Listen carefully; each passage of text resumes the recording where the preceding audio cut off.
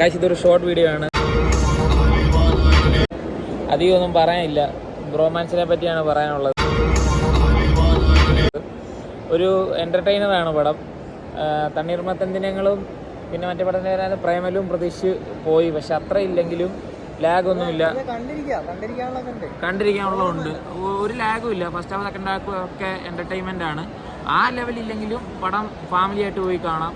നല്ല അവനാണ് ഏറ്റവും കൂടുതൽ സ്കോർ ചെയ്തത്. മറ്റേ പ്രേമലുവിനകത്ത് നസ്ലൻ്റെ കൂട്ടുകാരൻ, അവൻ്റെ പേര് സംഗീതം എന്നാണ് ഒറിജിനൽ പേര്, മറ്റേതിനകത്ത് പേര് കിട്ടുന്നില്ല.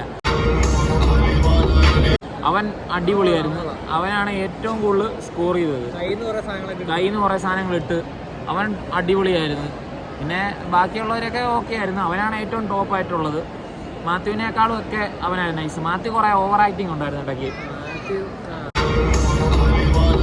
പിന്നെ ഷാജോണൊക്കെ നടന്നില്ല.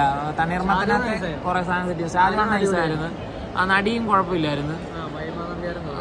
പിന്നെ JKക്ക് വലിയ റോളില്ല ഇതിനകത്ത്. ആദ്യവും അവസാനം കുറച്ച് റോളുള്ളു. ബാക്കി പടം മൊത്തത്തിൽ എൻ്റർടൈൻമെൻ്റ് ആണ്. ഫാമിലിയൊക്കെ ആയിട്ട് ഫ്രണ്ട്സൊക്കെ ആയിട്ട് പോയി അടിപൊളിയായിരിക്കും, നൈസായിരിക്കും. ഒരു വൈബാണ്. ഇപ്പോൾ ഉള്ളതിൽ ഇറങ്ങിയതിൽ നല്ല എൻ്റർടൈൻമെൻ്റ് ആയിട്ട് ത്രൂ ഔട്ട് നിൽക്കാൻ പറ്റുന്ന പടം അതാണെന്നാണ് തോന്നുന്നത്. കൊള്ളാം, പടം കൊള്ളാം. Okay, by.